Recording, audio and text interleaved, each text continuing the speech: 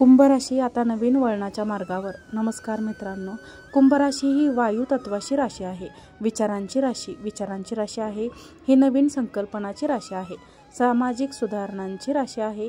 आता जेव्हा मंगळ आपल्या स्वतःच्या राशीत म्हणजेच वृश्चिक राशीत येत आहे, तेव्हा तो कुंभ राशींपासून दशमस्थ होईल. म्हणजेच दशमस्थ होण्याचा अर्थ असा आहे की हा कर्माचा भाव आहे, प्रतिष्ठेचा भाव आहे, नेतृत्वाचा भाव आहे. आता इथे येऊन जेव्हा मंगळ सक्रिय होईल तेव्हा तुम्ही म्हणाल आता माझे कामच माझी ओळख बनेल.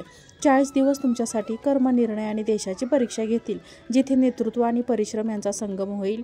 हो, कमेंटमध्ये लिहा कामच माझी ओळख, कारण लिहिलेल्या युनिव्हर्सला संदेश जाता. सामान्य प्रभावाबद्दल बोलायचे झाले, कीर्ती म्हणजेच कर्मानेच कीर्ती निर्माण होते आणि हा जो मंगळ आहे तो कर्मस्थानात येऊन बसला आहे, दशमस्थ होऊन झाला आहे. तुमचे भावबंध, इष्टमित्र, नातेवाईक, तुमचा बॉस, तुमचे सहकारी यांच्याशी तुमचे खूप चांगले संबंध होणार. प्रोफेशनल टर्निंग पॉईंट येणार. आतापर्यंत जे काम थांबलेले होते ते आता गती पकडणार. तुम्ही तुमच्या विचारांना व्यावहारिक रूप द्या आणि तुमचे काम समाजात चर्चेचा विषय बनतील. हा तुमचा असा काळ आहे, इतका जबरदस्त काळ आहे. मंगळाच्या दृष्टीकडे पहा, लग्नावर आहे मंगळाची दृष्टी, पहा चतुर्थावर आहे मंगळाची दृष्टी, पहा पंचमावर आहे. काही गोष्टींबाबत सावधगिरी बाळगावी लागेल. अति सर्वत्र वर्जित असे म्हटले आहे ना, आधी कुठेही चांगली नसते. अति सुंदरता सीता, अति दर्वीन रावण, अतिदान बळबुद्ध, अति सर्वत्र वर्ग, अति आत्मविश्वास आणू नये. जर आध्यात्मविश्वास आणला तर काम संपेल. तुम्ही तुमच्या वाणीने, तुमच्या सामर्थ्यांचे, तुमच्या शारीरिक ऊर्जेने सगळे कामे यशस्वी कराल. लक्षात ठेवा आणि लिहा, मी अति करणार नाही.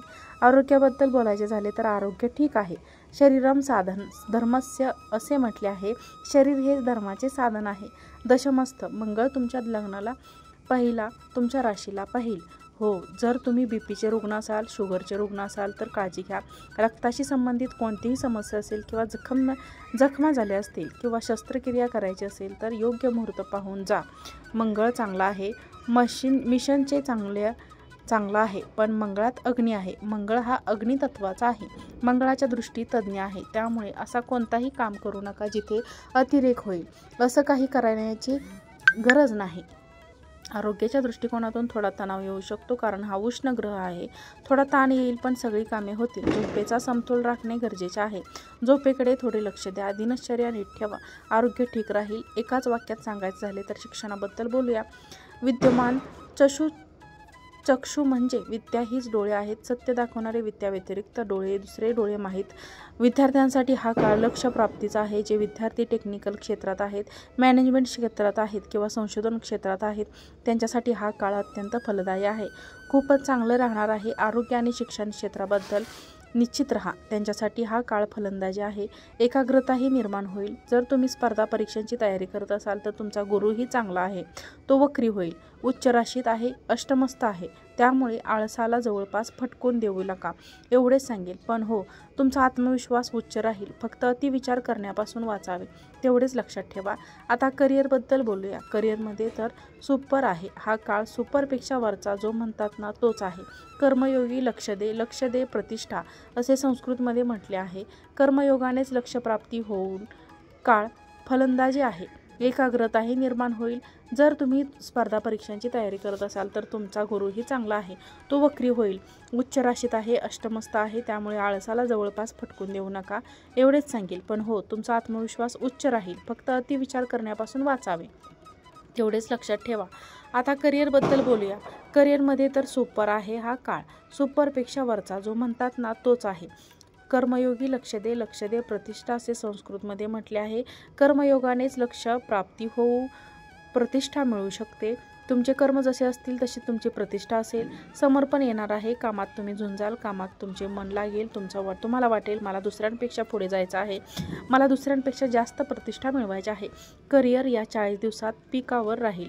तुमच्या परिश्रमाचे फळ मिळेल. हे समजून चला की प्रमोशन होईल, बदली होईल, हे सगळे होणार आहे. जेणेकरून नेतृत्वाच्या भूमिकेत आहे, धोरण बनवतात, तंत्रज्ञान क्षेत्रात आहे, त्यांना नवीन उंची प्राप्त होईल. मग तुम्हाला कठोर निर्णय घेण्याची क्षमता येईल. हे तुम्ही समजून घ्या. आता लग्नाबद्दल बोलूया. विवाह वगैरेची गोष्ट करिअरमध्ये काही लक्षात ठेवा. करिअरमध्ये कोणत्याही क्षेत्रात असाल, विशेषतः तुम्ही सर्जन असाल, आयात निर्यातीचे काम करत असाल, डीलर असाल, मंगळाशी संबंधित जे काही क्षेत्र आहे, तुम्ही सैन्यात असाल म्हणजे 6 ताशी संबंधित काम असेल, रिअल इस्टेटमध्ये असाल, विशेषतः तुमच्यासाठी आहे. चला विवाहाबद्दल बोलूया. विवाह होईल की नाही, काय होईल, या 40 दिवसात विवाहासाठी मी सांगेल की थोडे सावध राहावे लागेल, कारण मंगळ आहे. मंगळ विवाहाशी संबंधित आहे, तुमच्यासाठी कमी नाही. मंगळाचा कोणताही रोल नाही. सूर्य आहे, सूर्य आता ठीकठाक स्थितीत आहे. त्यामुळे मी सांगेल की तुम्ही जे बोलायला हवे तेच बोला. भांडणे, वादविवाद यापासून वाचावे. जर कोणी पती पत्नी खूप रागीट असतील तर त्यांचे नाते आणखीन बिघडेल, कारण प्रेम एव शांती मूळ असे म्हटले आहे. प्रेम हे शांती आणि स्थिरतेचे मूळ कारण आहे. कामात बुडून जातो. काम म्हणजे नोकरीत बोलून जाईल. जोडीदाराला साथ देणारी नाही तर त्याचे साथ निभावणारी पाहिजे. त्यामुळे कुटुंब किंवा जीवनसाथीसाठी वेळ काढणे हे आव्हान बनू शकते, पण परस्पर संवाद आणि संवेदनशील त्यांनी समतोल राहील. काळजी करू नका. अविवाहितांसाठी मी सांगेल की हा काळ विचारपूर्वक चालण्याचा आहे. खूप वाईट नाही. गुरु चांगले आहेत पण कमजोर आहेत.